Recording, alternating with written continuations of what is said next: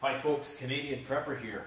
Alright guys, so we have some very critical information that we need to share with you today according to the very distinguished and prestigious news source, The Sun, out of the UK. Yeah, not very distinguished or prestigious at all, but I guess distinguished enough to show up in Google's news feed. So we know it's probably a little bit of propaganda laden, but where there's smoke, there's fire. There's some truth to this because we're going to relate this to some other things that have happened in the last 24 hours, namely a phone call that the Russian Defense Minister Sergey Shoigu got from Lloyd and try to connect the dots with all of this so we can see exactly what these guys are planning. Now, according to this news source, the Russians were planning on detonating a nuclear weapon as a test on October 13th, but that this test has actually been postponed a couple times for a variety of reasons. We're going to see whether or not these claims can withstand analytical scrutiny at all.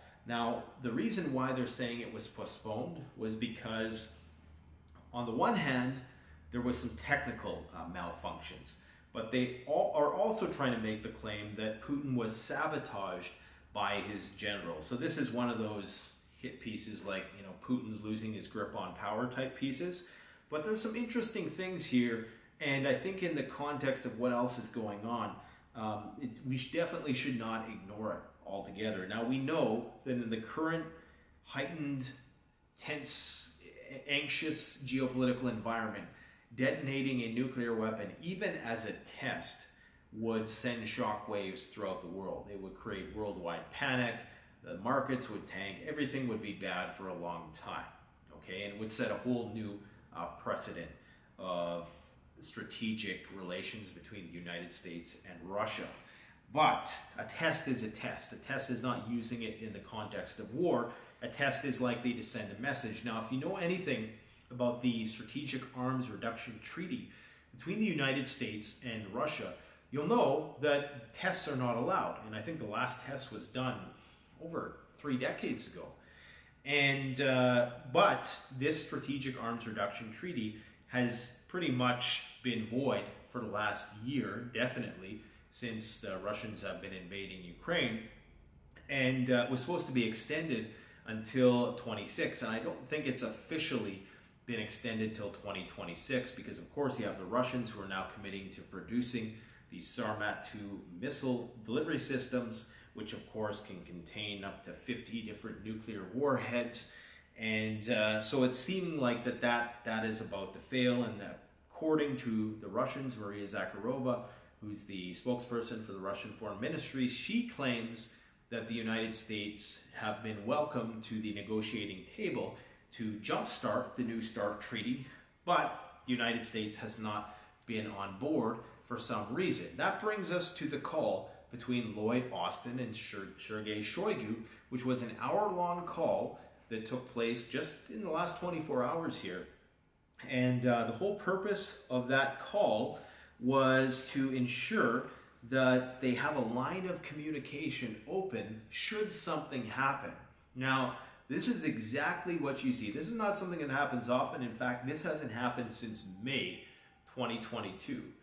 The fact that Austin contacted Shoigu in the current geopolitical state of affairs is very, very concerning. That tells me that either side perhaps has intelligence that something big is about to happen. Now, we know the Battle of Kherson, the real battle, is about to start within the next few days, possibly right now.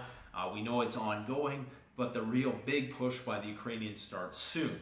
Some people on both sides are claiming that the other side is going to do a false flag and they're going to blow the hydroelectric dam, which will have disastrous humanitarian consequences, flooding out hundreds, if not thousands, of square kilometers of land. Both sides are alleging that the other side are plotting a nuclear attack. People didn't believe me yesterday when I said that Russian state media is claiming that the Ukrainians are going to detonate a nuclear weapon around the town of Nikolaev, or Mykolaiv. I'm always going to butcher everything Ukrainian and Russian, so just forgive me in advance. But they're claiming that the Russians are going to the Ukrainians are going to detonate a nuke. They claim the Ukrainians have a nuke. YouTube fact checkers This is just me purveying the information I heard on Russian state media TV. I'm not saying it's true, okay? Don't shoot the messenger. They are saying that the Ukrainians are going to detonate a nuke around Mykolaiv and then blame it on the Russians. Now, the Ukrainians are saying, no, the Russians are going to first detonate their hydroelectric plant when they lose in Kherson, and when they get chased back to the river, they're going to blame that on the Ukrainians, and that is going to be the pretext for using a nuclear weapon, either perhaps doing a nuclear test or something. So the reason why Austin called Shoigu was not to shake hands and be friends. It was to ensure that there's a line of communication so that if and when this big nuclear incident happens, then it does not escalate to the strategic nuclear level. Recall, we got the midterms coming up. And during war times, I'm not putting the tinfoil hat on. This ain't made of tinfoil. I'm just saying, no president or government wasn't reelected during a time of war. That's all I'm going to say about that. So perhaps that has something to do with it. Okay? Now there was an image the other day, this is from Sky News, that showed Putin's, one of the guys who's, around Putin, he had this nuclear briefcase called the nuclear football, which contains the codes to activate Russia's nuclear arsenal. Now, this is not something you see too common like all the time when you see Putin, but they're thinking that this is a flex by Putin to show that, hey, this is how close we are to potentially doing something, and this is how serious we actually are. Our state of nuclear readiness is at this point, because we do have the ambassador to Washington, Anatoly Antonov, who has said that basically the United States has crossed every single red line. I mean, the Crimean Bridge, the Nord Stream pipeline, of which, of course, they claim that the United States did, or that UK intelligence and Ukrainian intelligence did. They're claiming that they crossed every red line and that it's only a matter of time before they directly clash. Okay, we had that incident, that close run-in with the British spy plane and the Russian fighter jets, which apparently was on September 29th, but the news report was just released this past week, so that's not good either. We also potentially have Moscow, who's preparing bomb shelters, operating rooms within bomb shelters. Now, this is from a questionable source, okay? So take this one with a huge heaping bag of salt. The Moscow, Russia Public Health Authority has issued orders to all hospitals to commence equipping and stocking operating rooms in the bomb shelters located in or near each hospital. Basic war preparation with several border regions placed on elevated war preparations. This, of course, results from that. So the entire country is in a state of martial law to some degree or another. Of course, the 4 annexed territories are under full martial law. The 8 surrounding regions are on a heightened state of readiness and descending outwards from there all the way out to Siberia. So Russia is on high alert.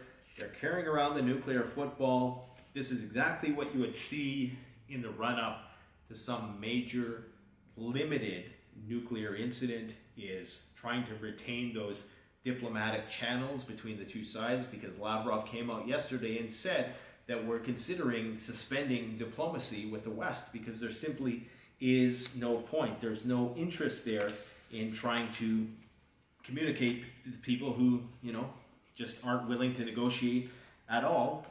Both sides are very maximalist in their positions and they're not wavering at all. Now, you're probably wondering, why on earth am I doing this in the studio today? Well, like I said, we have a library of content that's much higher production, and honestly, I would encourage people to go and check out that stuff. We haven't been able to make it lately because I've just been a one-man show band while my communist cameraman gets back from paternity leave. But I figured I'd show off a few products, because the thing with CanadianPreparedness.com, I used to, in my early prepping years, I would build like the best bug out bag and go out and get the best gear. I never would have thought that I would have actually someday had a store where I was able to distribute these products. And what I've been doing lately is trying to stockpile as much stuff as I can at our warehouse, because I know that if the top US general is correct, the top US admiral, I should say, is correct in his assessment that the Chinese are planning on doing Taiwan before year's end, you know, once Xi Jinping basically crowns himself king for life of China, then that traffic through the Taiwan Strait which is to the tune of a couple $1 trillion a year, is going to have to be rerouted. That's where you're going to have the breakdown of economic relations and trade relations between the United States and China. And there's a very good chance that all the things that we get from China, we're just not going to be able to get them anymore, especially anything that includes a chip like this Xander power generation system here. We only sell the high quality stuff. Now this is a Winterwell wood stove. This is one variant. This is the Woodlander variant. It's a dual window, so there's windows on either side, which is very cool because when you have this in your wood stove tent, it not only provides illumination, but it also creates a very nice ambiance. This is a portable wood stove, but it's built very tough. It's made of stainless steel. You can outfit this for a tiny home or something like that, but you may have to do a bit of welding because, you know, this is made to be a takedown portable wood stove, and some people don't like it when there's little leaks in there. And I mean, understandably so. When you're using it in a tent, it's partially vented because tents are breathable typically. But if you're using it in like a permanent, well-insulated, sealed place, you're definitely going to want to make sure that you're closing all the gaps. There's so many cool features to these Winterwell stoves. They're just amazingly well built, but these are both American companies. Just like Apple computers, everything is made in China, okay? The Xander is a new, they're not a new company. We've actually, one of the first portable power packs that I had was the Xander, and that thing still works to this day, and it's almost 10 years old. They're like the Apple of power generation systems, and they've recently made a foray into the bigger stuff, okay? So this is a 2,000 watt generator. It does come with a solar panel if you want it to, and we're going to do a more in-depth review on it. And they also have much bigger models that are competitive with the Tesla Powerwall that are going to be coming out soon, and those things are just absolutely mind-blowing. But the thing is, with the price of lithium being 4 times what it was last year, with the rare earth metal wars, with the chip wars, things like this, especially when all the car companies are trying to go electric right now, the price of things like this are about to skyrocket. A lot of Chinese companies are using old stock, old raw materials that they were able to acquire at the lower prices during the pandemic, you know, when there was a slowdown. And now, of course, the prices are going to start to go up, especially if this conflict between China and Taiwan ensues. So the one thing about preparedness gear is that it never depreciates. Something like this will always have value. It has a survival value. Now, something like this, just like a computer, is going to depreciate over time. But because the price of the raw materials is going up, because the price of labor is going up, that is going to keep pace with the inflation aspect is going to keep pace with the depreciation. So I would say that these generators, they're so saturated in the market right now. They're kind of where smartphones were 5 years ago. You know, not much has changed with the smartphone really in the last 5-7 years. I mean, it's basically the same thing. The bezel gets a little smaller, the screen gets a little brighter, but there's not really anything that fundamentally changes. The same thing with battery chemistry. There's some marginal changes that increase the life cycle of the battery and maybe reduce the weight a little bit. But by and large, it's what it's going to be for the next 10 years, I think, especially in the current global trade environment.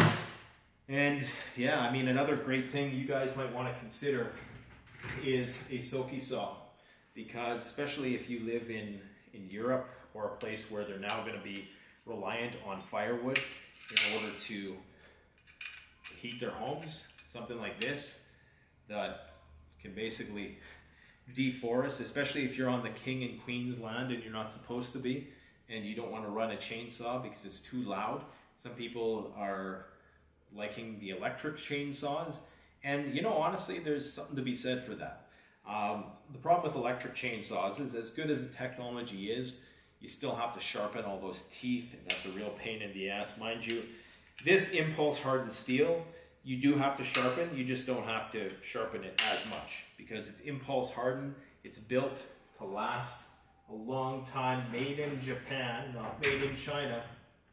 And we're one of the biggest distributors of Silky Saws in Canada, if not the biggest, I think. We also ship to the States as well. We can ship to Europe, but to be brutally honest, there's some massive duties and taxes, and the way the government's run over there, they probably just will, you know, steal it and keep it for themselves. That's what they usually do.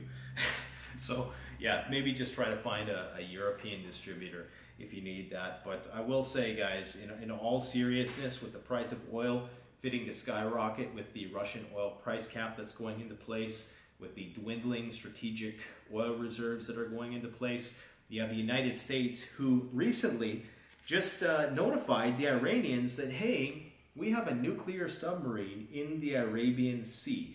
They tweeted out, and they did this intentionally.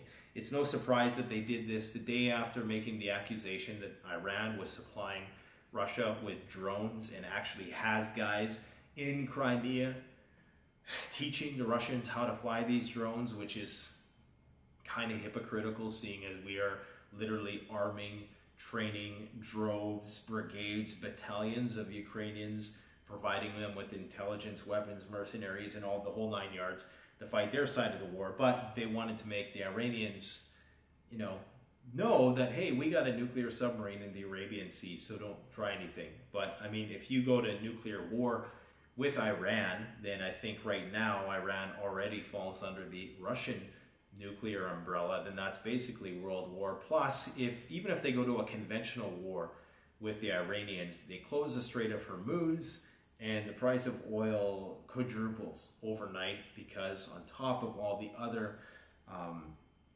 factors that are leading to stress in the energy markets, it's very likely that we are going to see sky-high oil prices, regardless of how things turn out at this point.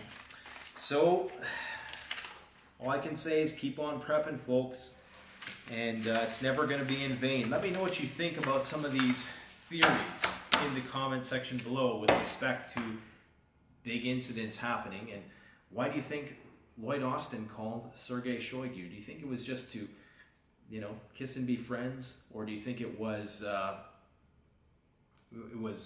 foretelling some sort of major incident? I think it's definitely probably the latter. Let me know what you think about in the comment section below. And I got to walk all the way around and turn the camera off because that communist cameraman is milking that paternity leave. You guys take care. Have a good night. We'll talk to you soon.